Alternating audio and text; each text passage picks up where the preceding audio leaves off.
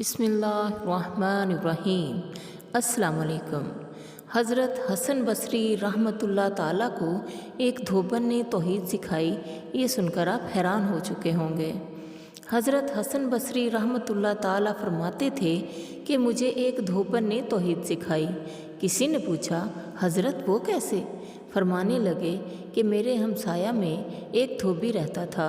میں ایک مرتبہ گرمی کی رات میں اپنے گھر کی چھت پر بیٹھا قرآن پاک کی تلاوت کر رہا تھا۔ ہمسائے سے میں نے ذرا اونچا اونچا بولنے کی آواز سنی تو پوچھا کہ بھائی خیریت تو ہے، کیوں اونچا بول رہے ہو؟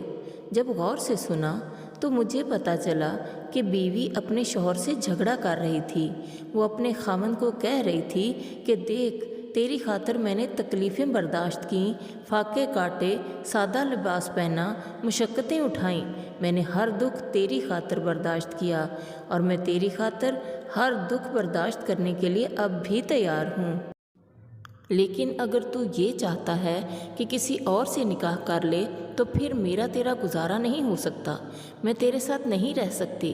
حسن بصری رحمۃ اللہ فرماتے ہیں کہ یہ بات سن کر میں نے قرآن پر نظر ڈالی تو قرآن مجید کی یہ آیت سامنے آئی، جس کا مفہوم کچھ یوں ہے۔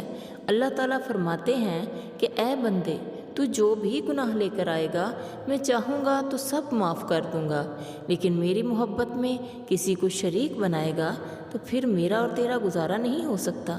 پیارے ساتھیو، شرک صرف یہی نہیں ہے کہ ہم اللہ کے سوا کسی اور کی پوجا کریں، شرک یہ بھی ہے کہ ہم اللہ کی صفات میں کسی اور کو شریک ٹھہرائیں۔ جو کام اللہ کر سکتا ہے وہ کام ہم کسی اور سے چاہیں۔ شرک یہ بھی ہے کہ ہم اللہ سے زیادہ دنیا سے محبت کریں۔ یہ دنیا فانی ہے، اس سے اتنا ہی دل لگاؤ جتنا اس میں رہنا ہے، اور آخرت کی اتنی تیاری کرو جتنا وہاں رہنا ہے۔ آخر میں دعا ہے، اللہ تعالیٰ آپ کا حامی و ناصر ہو۔